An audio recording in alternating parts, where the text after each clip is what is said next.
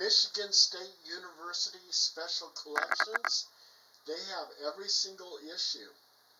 Oh wow, that is great. Yeah. So, I mean, it's out there. It's immortalized. They scanned all the issues, so it's online. And some other universities also have certain copies of the newsletter. That is fantastic. Yeah. I was promoting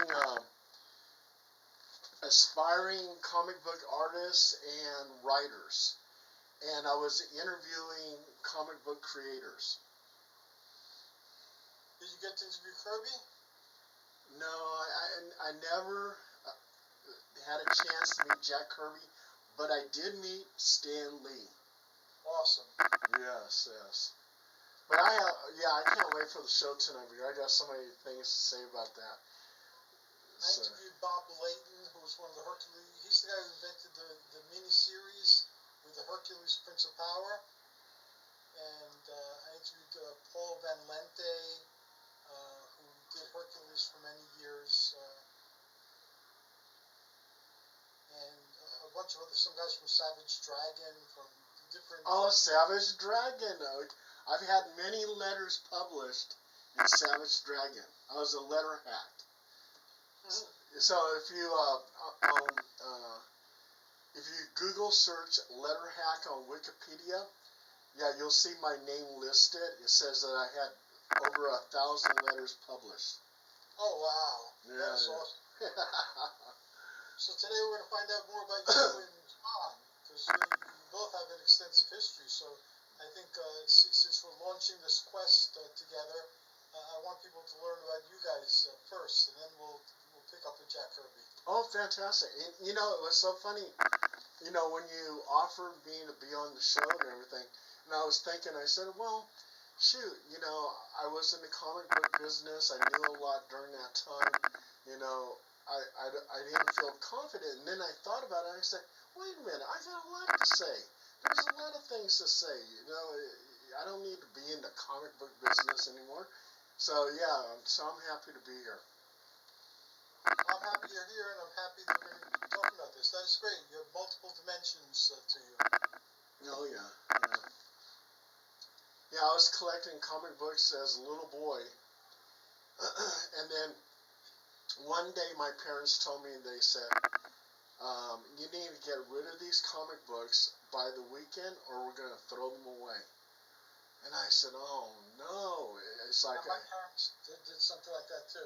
Yeah, I was totally freaked out. I said, no, this is my collection of comics. So on one night, they took off and they went out for dinner. And I took all the comic books and I placed them under the crawl space of my house. Oh, wow. Yeah. An adult can't get under there, but a little kid can, and I was a little kid, and it was a lot of work. I had a lot of comic books, but I put them all the way in the house in Monterey in this crawl space, and they're probably still there. Oh, wow. Yeah. But I couldn't see... You ever think of getting them back out? No.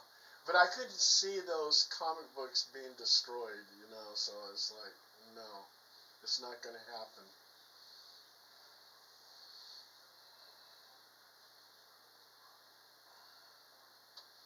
Yeah, it's so cool that they have Hercules in the Marvel Cinematic Universe, and they're saying that Hercules is going to be in the Eternals. Really? Yep. And they tried to do him in Eternals a couple of times. They kept confusing with the Forgotten One, or the Forgiven One, or the one who was Gilgamesh. Yeah.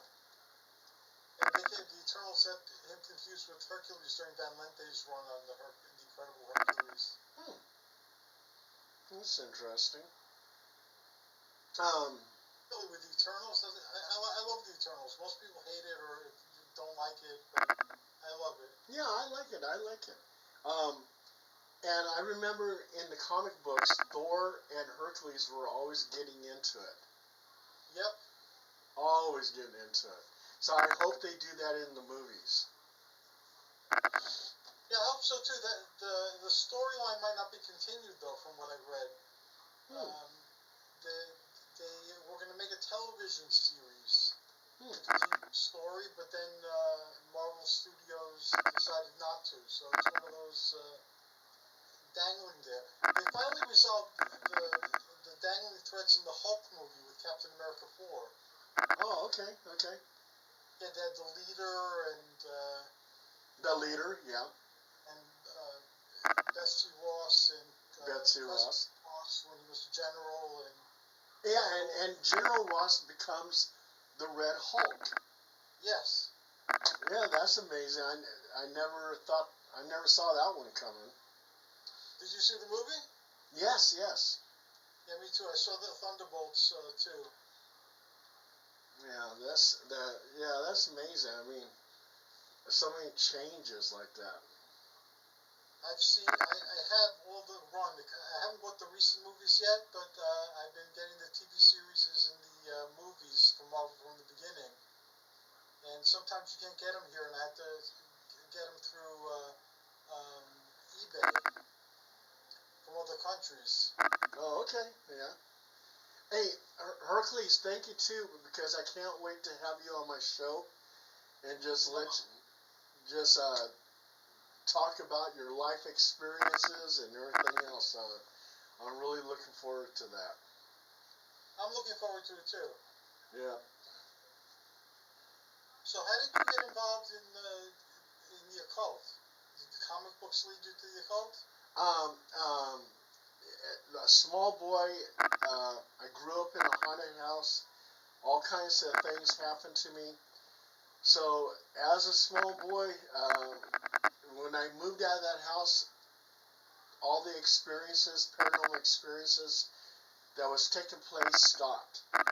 And so when I got older, I started wondering, I said, is that childhood nightmares or was that real? Was that the paranormal? So I started reading books from Brad Steiger.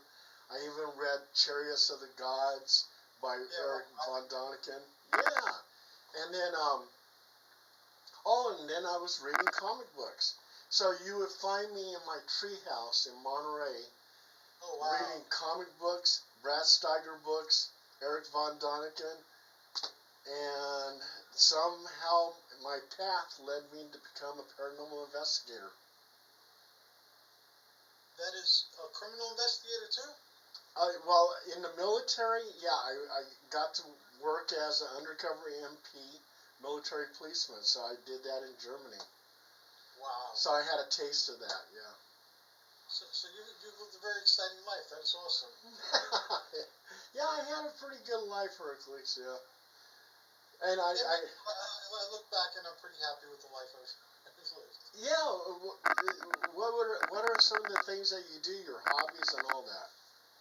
Well, now I'm kind of retired, and I don't know if I shared this yet with you, but I was recently diagnosed with Parkinson's. Oh, sorry, Hercules. I didn't know that.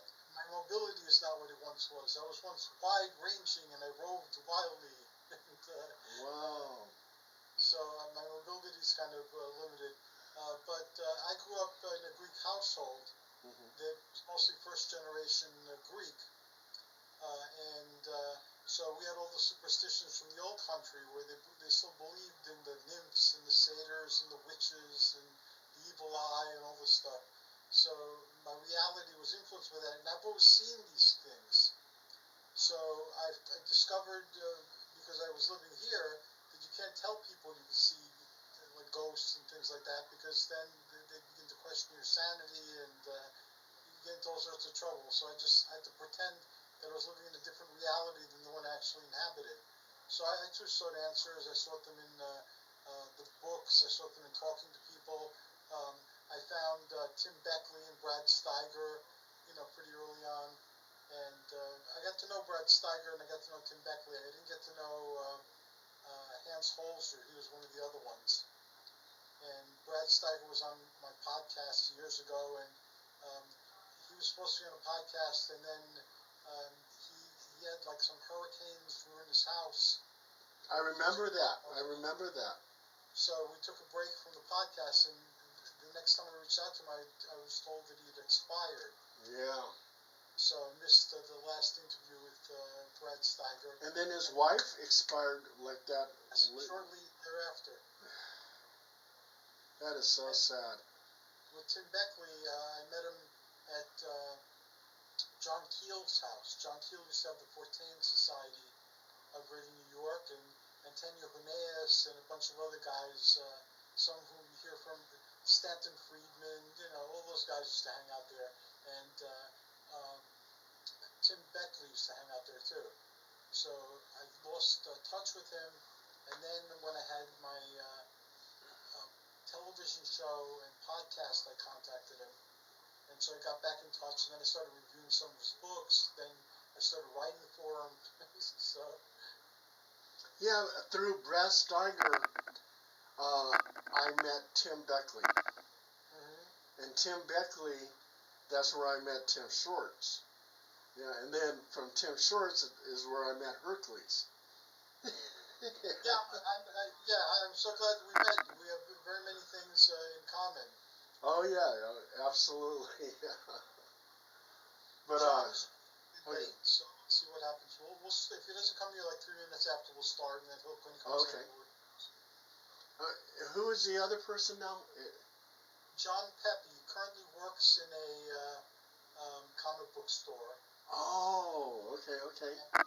He has a show on my channel called The Pep Talk. He's very knowledgeable about comics. Very knowledgeable about comics. And he's very passionate about it. And he collects action figures and he collects comics.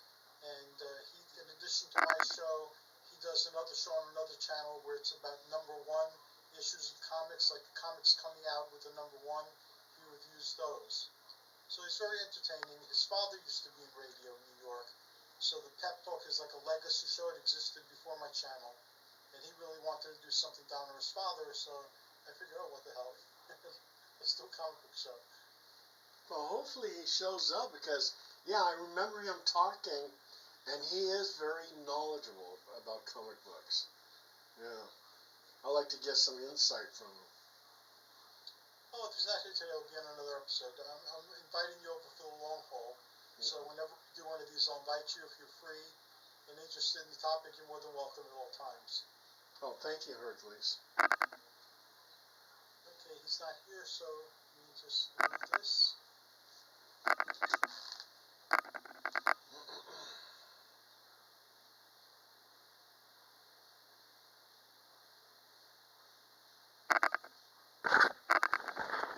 Recording